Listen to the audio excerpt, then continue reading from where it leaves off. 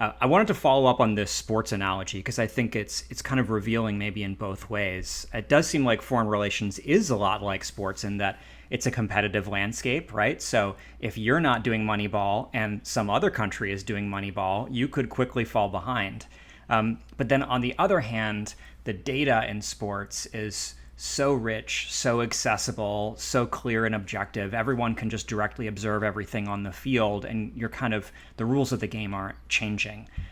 Whereas a lot of the decisions in foreign policy that seem hard or important, it's not clear whether they have neat historical precedents, or maybe a lot of what evidence-based policy involves is arguing about which precedents are relevant and which precedents aren't.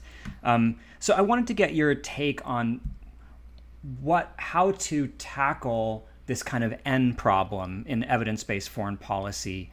Can we ever have enough evidence to make the kinds of unique precedent-setting decisions that a president or a prime minister needs to make as the world is constantly evolving? Yeah, that's I think the right question and the hardest question here in some respects. But let's take it apart. Having a piece of evidence delivered to the president on should I go to war in this situation isn't really what we're talking about here. What you need to think of is an entire process, all the little decisions that are made to contribute to these big decisions, and how we're holding ourselves accountable for the quality of analysis and the efficacy of our decisions at each stage of that kind of bigger decision-making process. So, first piece, do we have the information available? Do we have data available? There is enormous amounts of data out there, of information out there. Data isn't just numbers, it's also qualitative information. Data comes in all shapes and sizes and forms. We just don't prioritize it. At the Department of State, the building I know best, there's essentially up until, there's a few new data-driven efforts, but there's essentially no data. People are innumerate. They do not deal with numbers. They don't engage on data building. We don't invest in creating sources of data.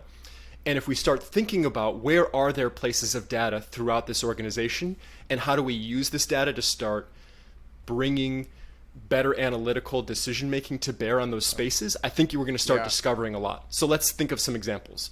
We meet with the same people over and over and over again in different places and ask things of them. Do they respond affirmatively? Do they respond negatively? Do they change their policies in response to our asks? At what level do we ask? Is this a presidential visit or a low-level delivery of a démarche?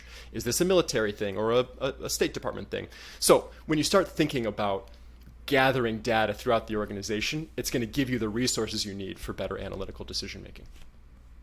I remember a while ago kind of looking at, maybe 10 years ago looking at this, and there was like Gary Huffbauer had a data set at the Peterson Institute, and he would like kind of count which ones worked and which ones didn't.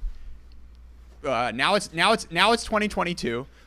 Sanctions are the premier American tool of foreign policy. We've with Iran and Russia, we've done this twice now of basically like cutting a country off from the world, and we still have Gary Huffbauer like managing his data set.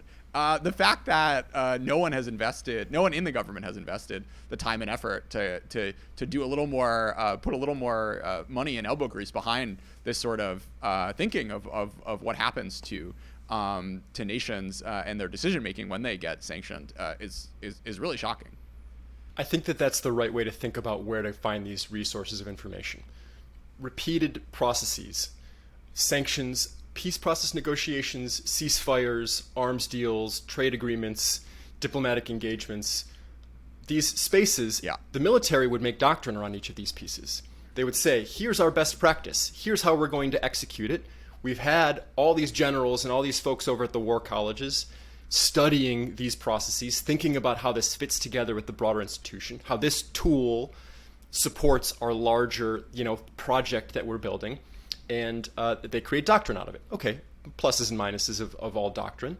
But the State Department has essentially no doctrine. There's no official place to even go read about where's sanction best practice? How should we start a mediation or negotiation? What's the best timing for this? What are some past case studies that show success and failure? It just doesn't it's just not how the foreign policy decision-making structure works. You just fall back on, okay, we've got a new official here, and what does that official think? What does their team think? And let's go from there. And that's a recipe for trouble.